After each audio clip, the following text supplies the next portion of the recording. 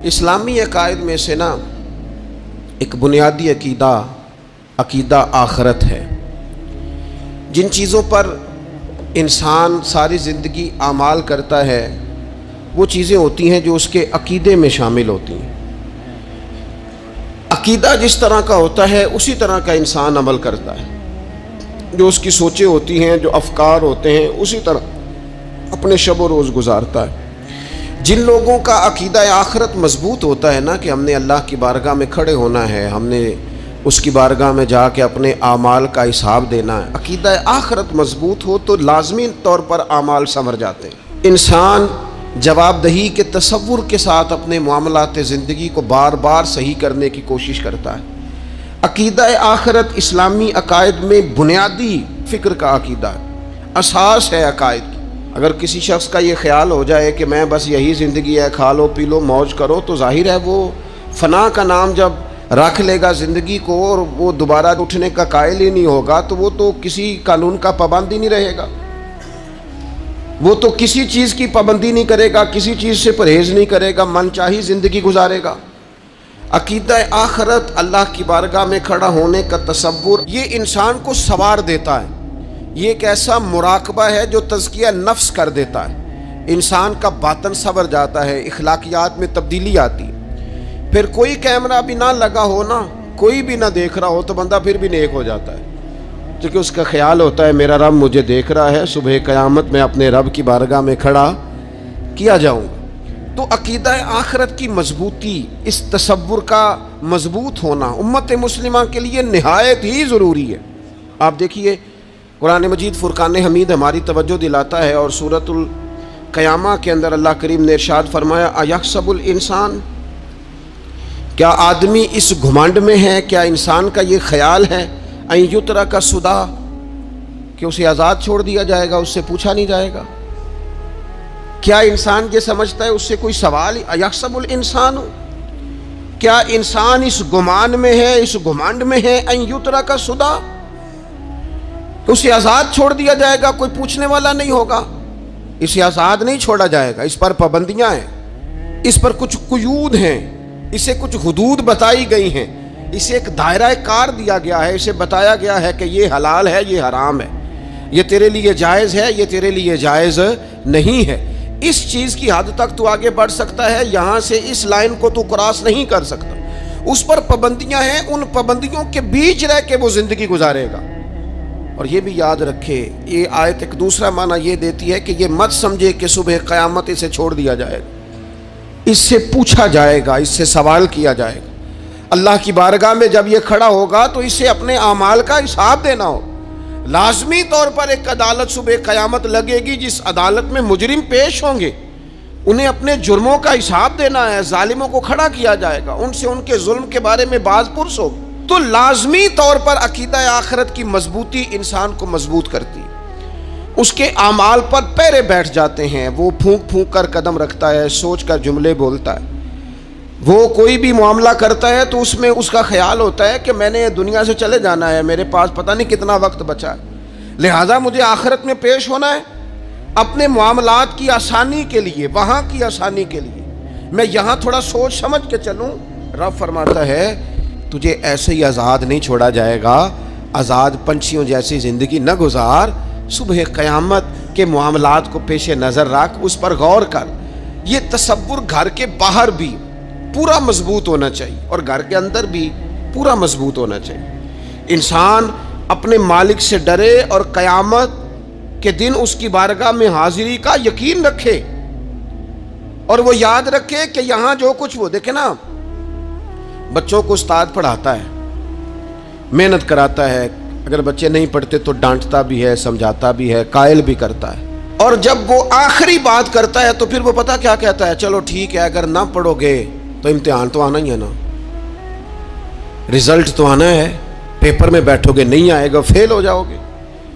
یہ لاسٹ پر یہ بات ضرور ہوتی ہے، اور یہ امتحان دینے کا تصور اور امتحانی سینٹر میں جانے کا خیال طالب علم کو مجبور کرتا ہے کہ میں اسباق تیار کروں، تاکہ جب میں مرکز میں جاؤں پرچہ دینے کے لیے امتحانی سینٹر میں تو پھر مجھے پریشانی کوئی نہ ہو، بس سمجھانے کے لیے بات عرض ہے کہ یہاں لوگوں کو بتایا جاتا ہے، قائل کیا جاتا ہے، پھر بھی کوئی شخص باز نہ آئے تو پھر اس کو کہا جائے گا صبح قیامت اللہ خود حساب لے لے گا، پھر تجھے مالک اپنے سامنے کھڑا کرے گا، ثم لتسألن یومئذ عن النعیم، پھر وہ تجھ سے ایک ایک نعمت کے بارے میں سوال کر لے گا، پھر تجھے جواب دینا ہوگا۔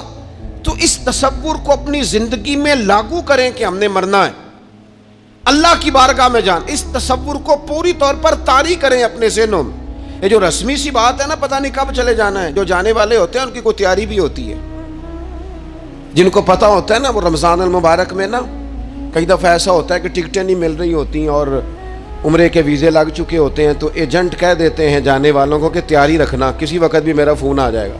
تو لوگوں نے بیگ باندھ لیے ہوتے ہیں، سامان تیار کر لیا ہوتا ہے، سارے انتظامات کر کے رکھے، کیوں کہ پتہ نہیں کس وقت بلاوا آ جائے گا۔ تو روز کہتا ہے پتہ نہیں اللہ کی جانب سے کس وقت بلاوا آ جائے گا۔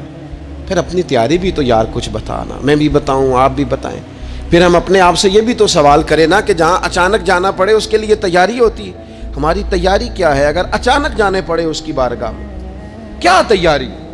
تو اگر وہ ٹائم آ جاتا ہے اس کی بارگاہ میں حاضر ہونا پڑ جاتا ہے، تیاری کیا ہے؟ نبی پاک علیہ الصلوۃ والسلام گھر کے اندر اپنے گھر والوں کی تربیت کے لیے اور تعلیم امت کے لیے ایک دعا مانگتے تھے۔ حضرت عائشہ صدیقہ کہتی ہیں حضور دعا مانگتے تھے، مشکات میں موجود ہے۔ کیا دعا تھی؟ اللہم حاسبنی حسابا یسیرا، اے اللہ ذرا حساب آسان کر کے لینا۔ یہ حضور تعلیم امت کے لیے دعا مانگتے، اللہ حساب ذرا آسان کر کے لیجیے، مالک کرم فرمانا۔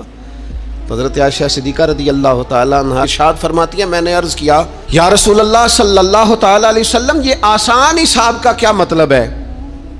تو حضور فرمانے لگے عائشہ آسان حساب کا مطلب یہ ہے کہ رب کریم بندے کے نامہ اعمال پر نظر ڈالے گا اور پھر اللہ تبارک و تعالیٰ اس سے درگزر فرما دے گا۔ یہ آسان حساب ہے، پتہ مالک کو ہے اس نے کیا کیا ہے، پر کریم ہے نا، عدل کریں تے تھر تھر کمبن، اچیاں شانہ والے تے جے فضل کریں تے پھر بخشے جامن میرے جے منہ کالے، نظر کرے گا پھر معاف فرما دے گا۔ اور حضور فرماتے عائشہ یاد رکھو جس سے اس نے حساب لیا وہ پھر بڑی مشکل میں آ جائے گا، اس کے لیے مشکل ہو۔ اللہم حاسبنی حسابا یسیرا، اے اللہ تو حساب ذرا آسان کر کے لینا، ذرا آسان کر کے۔ یہ تعلیم امت کے لیے کہ امت کے دل میں خیال پیدا ہو کہ حساب دینا ہے، تو نے حساب دینا ہے، تو نے اپنے مال کا حساب دینا ہے، اللہ کی بارگاہ میں تمہیں جا کے بتانا ہے کہ تم نے کیا اعمال کی۔ اس تصور کو پکا کریں اپنے، یہ تصور کتنا کو پکا ہونا چاہیے، دنیا کیا ہے اور آخرت کیا ہے۔ ہمارے ہاں لوگوں نے بہت بڑا لمبا چوڑا دنیا کا تصور بنا لیا، کار جہاں دراز ہے، لمبا تصور، دنیا داری کے لیے لمبی منصوبہ بندی، دور دور تک میں نے یہ کرنا ہے، پھر میں نے یہ کرنا ہے، پھر اس کے بعد انشاءاللہ یہ کر دینا۔ یہ تو آپ نے 300 سال کی پلاننگ بتا دی ہے، یہ تو 300 سال کی پلاننگ بتائی۔ کیا بتائیں تجھے اے باپ، کیا کار ہائے نمایاں کر گئے، بی اے کیا، نوکر ہوئے، پینشن ملی، پھر مر گئے۔ زندگی تو اتنی سی ہے، اتنی لمبی منصوبہ بندی، اس میں آخرت کہاں ہے؟ اس میں اگر کسی مقام پر رب کی بارگاہ میں حاضر ہونا ہے تو وہ کہاں ہے؟ جو مرنے والے لوگ ہوتے ہیں ان کا تو جینا کچھ اور طرح کا ہوتا ہے، جن کو جانا ہوتا ہے ان کا رہنا تو کچھ اور طرح کا ہوتا ہے، جن کو کسی جگہ منتقل ہونا ہوتا ہے، جو عارضی مکانوں میں رہتے ہیں ان کا رہن سہن تو ذرا اور طرح کا ہوتا ہے۔ لیکن جو ہمارا انداز ہے، جو ہمارا رہن سہن ہے، جو ہمارا طریقہ کار ہے، وہ تو مستقل رہنے کا ہے، وہ تو لگتا ہے کہ کبھی چھوڑنے والے نہیں ہیں۔ اس میں تو کوئی ایسی چیز نظر نہیں آتی کہ جس میں ہم محسوس کریں کہ ہم نے چھوڑ کے جانا ہے۔ لیکن نبی پاک علیہ السلام نے جس دنیا کو ہم بہت بڑی دنیا سمجھتے ہیں، حضور نے اس کی مثال کیا دی؟ صحیح مسلم کی حدیث ہے، دیکھیں کتنا کھول کر اور کتنا آسان کر کے رسول پاک ہمیں بات سمجھاتے ہیں۔ دنیا کیا ہے، آخرت کیا ہے، یہ والی زندگی کیا ہے، آخرت کی زندگی کیا، بالکل کھول کر واضح کر کے نبی پاک علیہ الصلوۃ والسلام فرمانے لگے دنیا اور آخرت کی مثال اس طرح ہے جس طرح دریا بہہ رہا ہو اور کوئی آدمی اس میں انگلی ڈبوئے، جتنا پانی اس کی انگلی کو لگ گیا یہ دنیا ہے، اور جو باقی ٹھاٹھے مارتا دریا پیچھے ہے، سمندر پیچھے ہے، وہ سارا آخرت ہے۔ یہ اتنی سی دنیا ہے، یہ صحیح مسلم میں موجود ہے۔ اتنی سی دنیا کے لیے اتنے پاپڑ بیلنا، اتنی سی دنیا کے لیے اتنے ظلم کرنا، اتنی سی دنیا کے لیے اتنے حق ضائع کرنا، اتنی سی دنیا کے لیے اتنے لوگوں کے دل توڑنا، اتنے حقوق پہ ڈاکہ ڈالنا، اتنا جبر کرنا، لوگوں کا مال کھانا، لوگوں کو تکلیف دینا، عزتیں اچھالنا، اتنی سی دنیا کے لیے۔ حضور فرمانے لگے اتنی سی ہے یہ دنیا، جتنا انگلی کو پانی لگ گیا ہے وہ جنت، جو نری جنت نہیں، خدا کا فضل ہے، جو اللہ کی عطا ہے اپنے بندوں کے لیے۔ میرے کریم فرمانے لگے اس جنت میں وہ نعمتیں ہیں نہ کسی آنکھ نے دیکھی، نہ کسی کان نے سنی، نہ تمہارے دل پر کبھی خیال ہی گزرا ہوگا کہ ہمارا رب ہمیں یہ عطا فرمانے والا ہے۔ تھوڑا سا نا 24 گھنٹوں میں کچھ ٹائم اپنی آخرت کے لیے، اپنے سارے معاملات کو مرتب کرتے ہوئے کچھ زندگی کے کام اپنی آخرت کے لیے۔ آپ یقین کریں، بچوں سے لے کر بڑوں تک، ان پڑھ سے لے کر پڑھے لکھے تک، ہم نے جس کو اپنے مزاج کے مطابق کم فہم سمجھا اس سے لے کر دانشور تک دوڑ لگ گئی دنیا جمع کرنے کی۔ وہ ایک سوچ، حضرت سلطان باہو رحمت اللہ علیہ فرمانے لگے، ہزاروں لوگ ان کی خدمت میں آیا کرتے تھے تو کہتے ہیں رب دا طالب کوئی نہیں ملیا، ات جو ملیا ہے طالب زردہ ہو۔ یہ تو دعا کرانے آئے ہیں کہ میرا کاروبار نہیں چلتا، یہ تو دعا کرانے آئے ہیں کہ جناب وہ میرا جو ہے وہ فلانا کیس سلجھ گیا۔ رب دا طالب کوئی نہ ملے۔ کوئی ایسا تو آتا جو کہتا میری اس سے ملاقات کرا دے، کوئی طریقہ بتائے مالک معرفت کیسے دیتا ہے۔ کوئی تو ایسا آتا جو کہتا کہ آؤ نہ کچھ باتیں درد کی کریں، کچھ عشق رسول کی تم کرو، کچھ محبت مصطفیٰ کی میں کروں۔ کچھ ایسے آتے جو کہتے آؤ نہ کوئی ذکر چھیڑے صدیق اکبر کا، کوئی بات کریں سیدنا فاروق اعظم کی، کچھ تذکرے ہو جائیں عثمان غنی کے، تھوڑی دیر ہو نہ جائے مولا علی کا تذکرہ۔ کچھ لوگ ہوتے نا ایسے جو اس طرح کے ہوتے، لیکن وہ ہر وقت دنیا داری، ہر وقت اچھا کہیں اکتاتے بھی ہیں نا، تھک گئے کاروبار کر کر کے، کہیں اکتاتے بھی ہیں تو کرتے کیا ہیں، سیر کرنے چلے جاتے ہیں۔ میں جی بور ہو گیا ہوں کام کرتے کرتے، چلو میں اب ٹھنڈے علاقے میں چلتا ہوں۔ کبھی تو ایسا ہونا تو کہے میں نے بچوں کو بھی وقت دیا ہے، دوستوں کو بھی دیا ہے، یاروں کو بھی دیا ہے، صحت کو بھی دیا ہے، میں نے ٹائم اپنے شوق کو بھی دیا ہے، اب میں کسی کو ٹائم نہیں دوں گا، یہ چند گھنٹے میں صرف رب رسول کی بارگاہ میں حاضری دوں گا۔ تو ذرا جم کے قرآن پاک پڑھے، تو ذرا ذوق سے درود پاک پڑھے، تو ذرا شوق سے میرے محبوب کی نعت سنے، تو سارا زمانہ بھول جائے اور تو رج رج کے دعا مانگے اپنے رب کی بارگاہ میں، اپنی پریشانیاں عرض کرے، اپنے اندر کی کیفیت بیان کرے۔ دل جو سخت ہو گیا ہے، ذہن جو سخت ہو گیا ہے، جو طبیعت میں وہ نورانیت نہیں آ رہی، اس کی تو بات کرے، تو اپنے رب کی بارگاہ میں معافی کا سوال کرے، تو اس سے قیامت کے دن درگزر کرنے کے لیے عرض کرے، کچھ تو ایسا ٹائم نکلے۔ لیکن دوستو ہم تو بالکل الجھتے ہی جا رہے ہیں۔ وہ معاملات زندگی ہیں کہ ختم ہی نہیں ہو رہے، شوق ہیں کہ ختم ہی نہیں ہو رہے، باتیں ہیں کہ بڑھتی چلی جا رہی ہیں۔ دور گزر گیا جب لوگ کہتے تھے کہ کوئی درود پاک بتائیں جس سے سرکار راضی ہو۔ ایک کی مسئلہ ہے کام نہیں چلتا، ایک صاحب آئے کام نہیں چلتا، میں نے کہا سورہ واقعہ پڑھا کریں، کہتے ہیں حضرت میں بڑی دیر سے پڑھ رہا ہوں۔ میں نے کہا چلیں کچھ صدقات دے کے دیکھ لیں، کہنے لگے بڑی دیر سے دے رہا ہوں۔ میں نے انہیں ایک اور وظیفہ بتایا، کہنے لگے یہ بھی مجھے کسی نے بتایا تھا، بڑی دیر سے کر رہا ہوں۔ تو میں نے انہیں کہا پھر میری ایک ناقص رائے یہ ہے کہ سارا کچھ کرنے کے بعد اگر ابھی تک پھر بھی آپ سمجھ رہے ہیں نا آپ کی مرضی کے مطابق آپ پر دروازے نہیں کھول رہے، پھر آپ صبر کریں، جو میرا رب چاہتا ہے اس پہ راضی رہ کے دیکھیں، پھر ذرا راضی رہ کے دیکھیں، پھر دیکھیں کہ مالک کا فیصلہ کیا ہے۔ وہ آپ کے حق میں کوئی رحمت والا فیصلہ ہی فرمائے گا، پھر ذرا انتظار کر کے دیکھیں، پھر ذرا صبر کر کے دیکھیں۔ پھر وہ کہتا وبشر الصابرین، محبوب یہ جنہوں نے صبر کیا ہے انہیں میری رحمت کی خوشخبری سنا دو۔ پھر وہ کہتا ہے باقیوں کے پاس مال ہوگا، دولت ہوگی، اقتدار ہوگا، بڑا کچھ ہوگا، ان اللہ مع الصابرین، صبر کرنے والوں کے ساتھ رب کریم ہوگا۔ پھر ذرا ٹھہر ہی جائیں، پھر تھوڑا حوصلہ ہی کر لیں، پھر اس کے فیصلے کا ذرا انتظار کر کے دیکھیں۔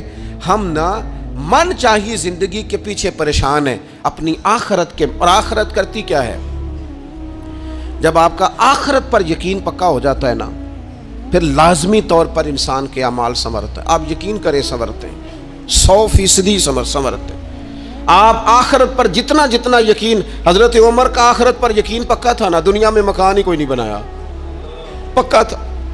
سیدنا مولا علی شیر خدا امیر المومنین بھی ہو گئے تو طامت پھر بھی پھٹی ہوئی تھی. پکا یقین تھا نا کہ اللہ نے ہمارے لیے آگے بڑی نعمتیں تیار کی ہوئی ہیں. حضور نے آ کے فرمایا تھا نا کہ عمر میں تیرا گھر دیکھ آیا ہوں جنت میں. یقین پکا تھا نا بڑا کچھ ملنے والا ہے. تو جن لوگوں کا پکا ہونا کہ میرا دیس میں گھر ہے، وہ پردیس میں بلڈنگیں نہیں بنایا کرتے. ان کو پتا تھا کہ ہمارے دیس میں گھر بنے ہوئے ہیں، لہٰذا یہاں وہ کسی پریشانی کا شکار. اور دوسرا، جب بندے کا آخرت پر یقین پکا ہو جاتا ہے نا، ایک بات آپ نے ضرور ذہن میں رکھنی ہے. ہمارے محدثین نے لکھا ہے جس بندے کا صرف دنیا داری میں جینے کا مزاج ہو جاتا ہے نا، وہ بزدل ہو جاتا ہے. اور جس کا خیال ہوتا ہے نا زندگی عارضی ہے، صبح قیامت دوبارہ اٹھوں گا، وہ بندہ بہادر ہو جاتا ہے. جس کا خیال ہے نا یہی کچھ ہے، کھا لو پی لو بس، یہ زندگی ختم ہو گئی تو ختم ہو گئی، مر گئے تو مر گئے، ختم ہو گئے، فنا ہو گئے. ان لوگوں کا مزاج بزدلانہ ہو جاتا ہے، جرت مند نہیں رہتے. اور جن کا یہ خیال ہوتا ہے نا مرنے کے بعد بھی اٹھنا ہے، ایک نئی زندگی اللہ عطا کرے گا، وہ لوگ پھر موت سے گھبراتے نہیں، انہیں مرنے سے ڈر نہیں لگتا. پھر موت کا لفظ کوئی بندہ سنا کہ انہیں بلیک میل نہیں کر سکتا. وہ بندے طاقتور ہو جاتے ہیں، باہمت ہو جاتے ہیں. حضرت جابر بن عبداللہ فرماتے ہیں، بخاری میں حدیث ہے، فرماتے ہیں ایک احد والے دن ایک صحابی کھجور کھا رہے تھے. تو کھجور کھاتے کھاتے انہوں نے نبی پاک صلی اللہ تعالی علیہ وسلم کی خدمت میں عرض کی، حضور اگر میں آج شہید ہو جاؤں تو کہاں جاؤں گا؟ تو محبوب فرمانے لگے، میرا رب اپنے فضل سے تجھے جنت عطا کرے گا. حضرت جابر ابن عبداللہ رضی اللہ تعالیٰ عنہ فرماتے ہیں اس بندے نے کیا کیا، اس نے نا کھجور جتنی کھا لی تھی کھا لی، باقی نکال دی منہ سے، تلوار لی، میدان میں گئے، شہید ہو گئے. سبق ہمیں کیا دیا؟ کہنے لگے جب مرتے ہی اللہ تعالیٰ جنت عطا کرے گا، پھر کھجور کھاتے کھاتے رہنے والی دیر بھی کیوں کرنی ہے؟ پھر چھوڑو، جنت میں جا کے اللہ کے دیے ہوئے انعام کھائیں گے.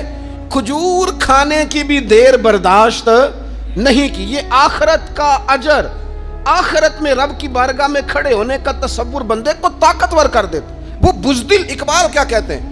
اقبال کہتے ہیں موت کو سمجھے ہیں غافل اختتام زندگی، یہ ہے شام میں زندگی پھر صبح دوام زندگی.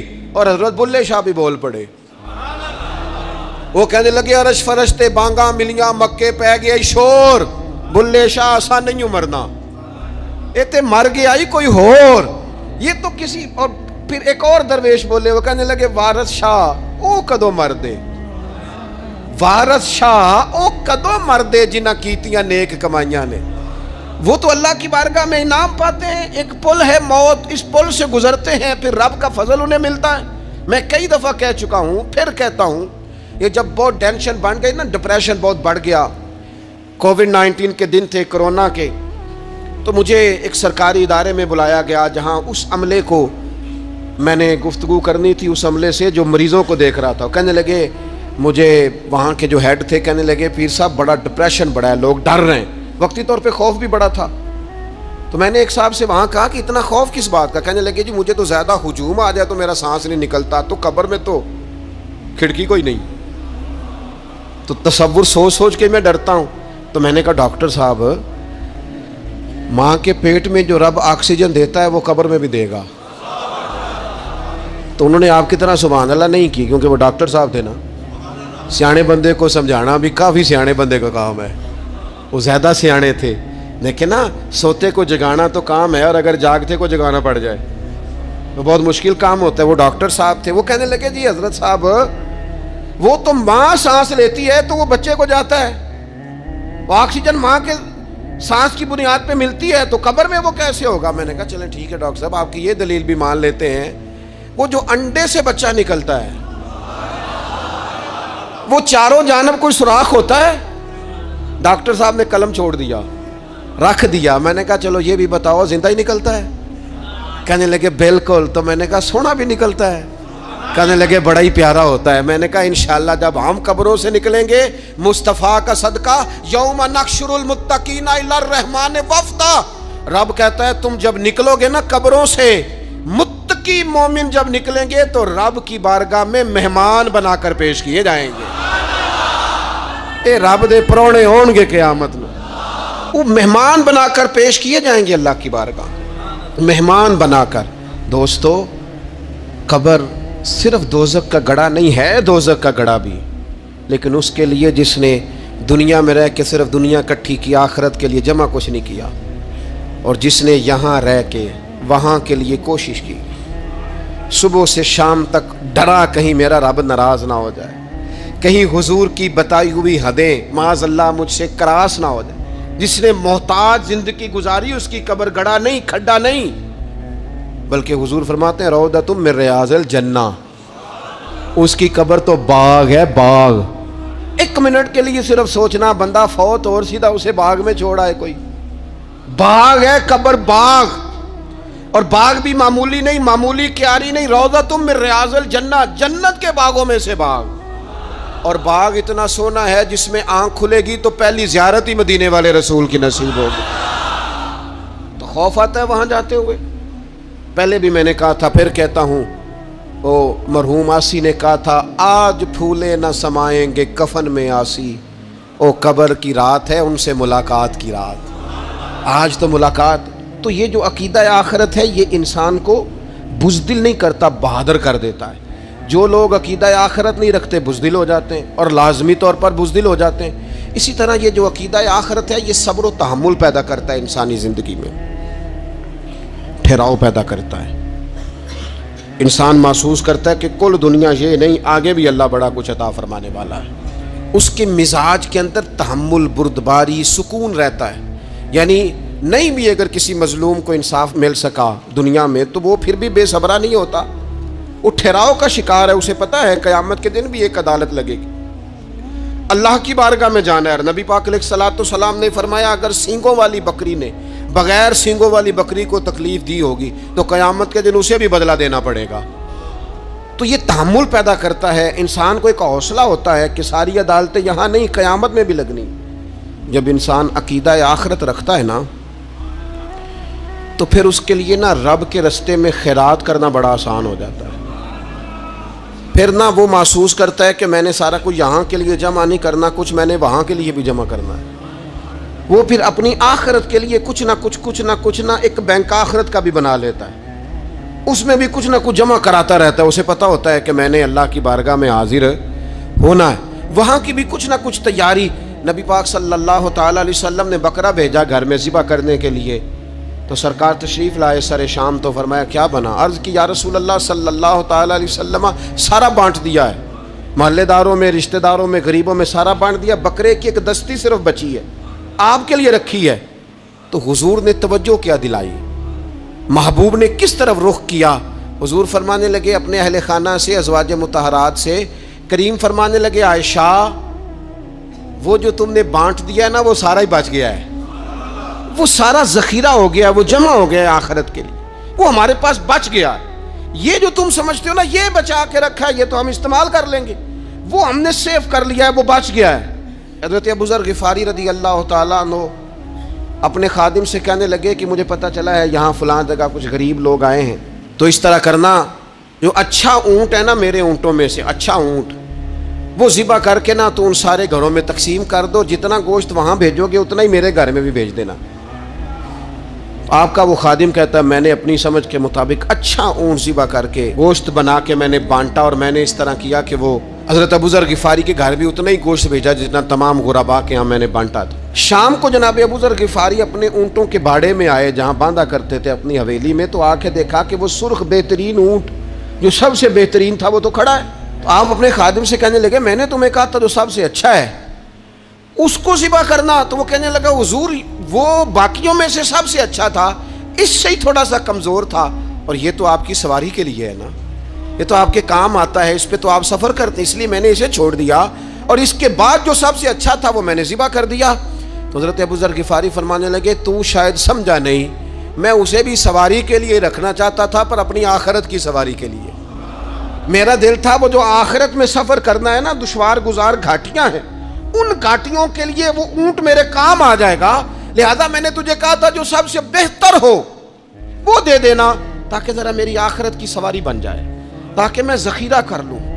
بڑا دیا بال بچوں کو، بڑا دیا بہن بھائیوں کو، بڑا دیا دوست احباب کو، بڑے قرضے دیے ادھر ادھر، لیکن ساری زندگی دیے، ایک موقع پر صرف آپ نے کسی کو انکار کیا نہ، ایک موقع پر، تو وہ پچھلے جو 99 دفعہ آپ نے دیا ہوتا ہے وہ اس کا بھی منکر ہو جاتا ہے۔ وہ کہتا ہے تو نے کدی کام ہی نہیں آیا، وہ تو نے تو میری امید ہی توڑ دی۔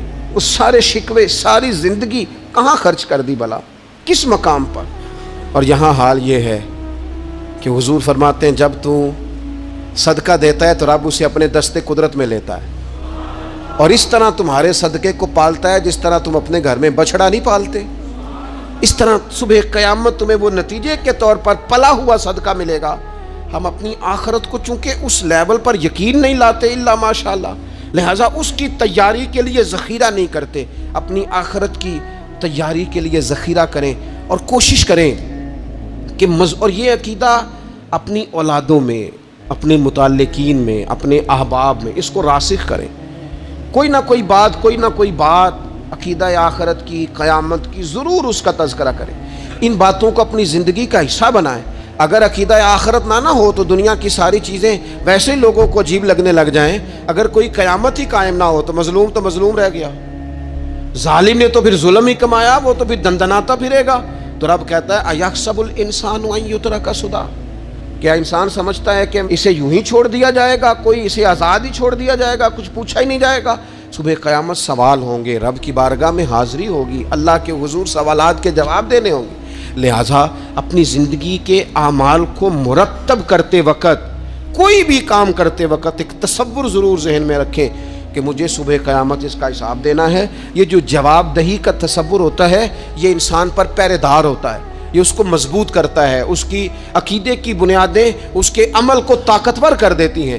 لہٰذا عقیدہ آخرت اپنے بچوں میں، آنے والی نسلوں میں، آپ دیکھیں حضور نے یہ عقیدہ آخرت مضبوط کر دیا تھا نا، تو پھر سیدہ فاطمہ الزہرا نے کچے مکان میں ساری زندگی گزار دی۔ پھر محبوب پاک نے دیکھا کہ وہ اونٹ کے بالوں کی بنی ہوئی چادر اوڑھ کے چکی پیس رہی ہیں، تو محبوب نے یہ نہیں فرمایا کہ اللہ آسانی کر دے گا، اچھا وقت آ جائے گا تو فکر نہ کرنا، یہ مشکل نہ۔ محبوب کریم نے فرمایا فاطمہ دنیا میں تھوڑی مشقت برداشت کرو، اللہ آخرت کی ساری سعادتیں آپ کو ہی عطا فرمائے گا۔ گویا کریم نے فرمایا آپ کو یوں ہی زندگی گزارنی ہے، یہی طرز رکھنی ہے، اسی طرح ہی آپ کو وقت گزارنا ہے۔ جو آرام کا وقت ہے وہ اللہ تعالیٰ جنت میں عطا کرے گا۔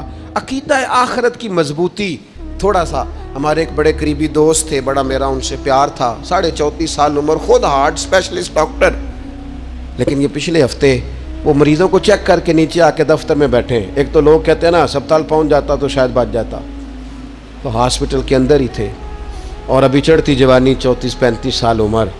لیکن کمال یہ تھا کہ میرے جیسے کئی لوگوں نے بھی آنسو اس لیے بہائے کہ اتنی چڑھتی جوانی میں، اتنے خوبصورت ماحول کے اندر بھی انہوں نے مزاج خیر خواہی کا بنایا ہوا تھا، ہر شخص سے حسن کلام اور رب رسول کی طرف اپنا لگاؤ، نماز کی پابندی، جب بھی حال پوچھنا تو کہتے تھے اللہ اور اس کے رسول کا فضل ہے۔ تو اپنی زندگی میں جن لوگوں کا تصور آخرت مضبوط ہو جاتا ہے وہ کئی دفعہ جلدی بھی سمٹ کر چلے جائیں تو ان کے حق میں رحمت والے فیصلے ہوتے ہیں۔ اللہ تعالی ہمیں سمجھنے کی توفیق عطا کرے۔